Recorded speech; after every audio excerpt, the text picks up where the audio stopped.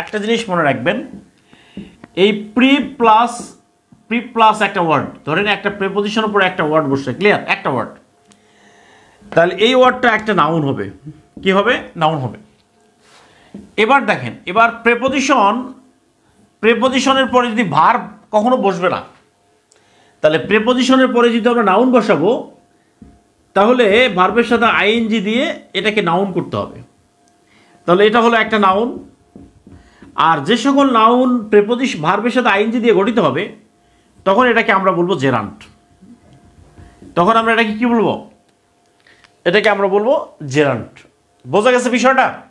তাহলে প্রিপজিশনের পরে একটা ওয়ার্ড সবসময় নাউন হবে, কিন্তু প্রিপজিশনের পরে যখন কোনো ভার্ব ওয়ার্ড বসবে, তখন তো সেটা নাউন করতে হবে, তাই না? তখন এটা কি করতে হবে? আইএনজি করে দিতে হবে।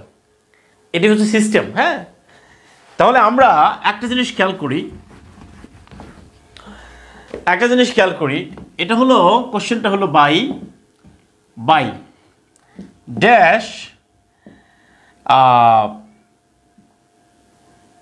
দেয়ার। আচ্ছা, বাই ড্যাশ দেয়ার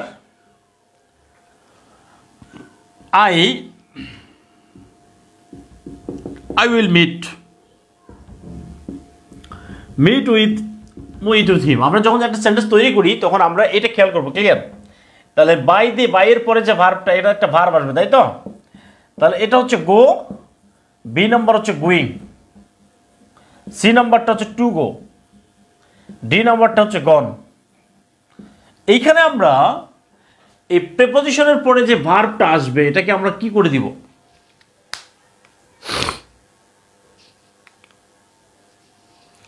ওকে,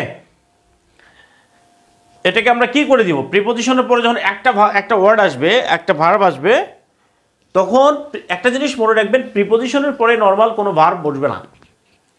প্রিপজিশনের পরে যদি ভার্ব কেউ আসে, তাহলে সেটা অবশ্যই আইএনজি সহ আসবে। আইএনজি ছাড়া প্রিপজিশনের পরে কোনো ভার্ব বসবে না। একটু কমেন্ট করবেন প্লিজ, একটু কমেন্ট করতে হবে আপনাদেরকে। তাহলে এইখানে বলছে by dash there I will meet with him.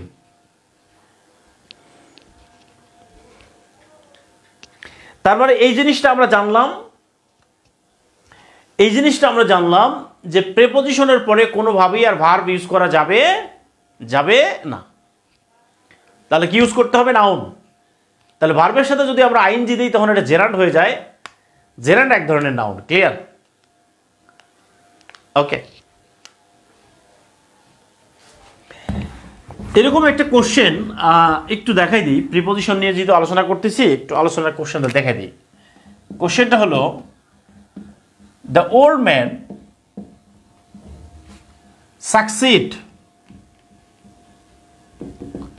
succeed in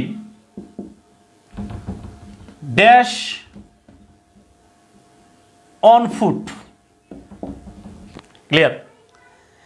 তাহলে আমাদের এই যে আগের শব্দটা প্রিপজিশন আছে, প্রিপজিশনের পরে এইখানে আছে ওয়াকিং, বি নাম্বার হচ্ছে টু ওয়াক, সি নাম্বার হচ্ছে ওয়াকড,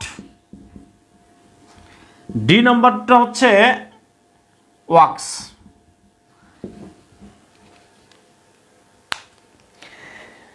কারণ আমরা যখন একটা সেন্টেন্স বিল্ড আপ করবো, তখন আমাদেরকে এই জিনিসটা অবশ্যই খেয়াল রাখতে হবে। যদি প্রিপজিশনের পরে যদি নর্মাল ওয়ার্ড বেস থাকে, যে একটা নর্মাল ওয়ার্ড, এটা তো আইএনজির দরকার নেই, তাই না? নাউন করতে হবে।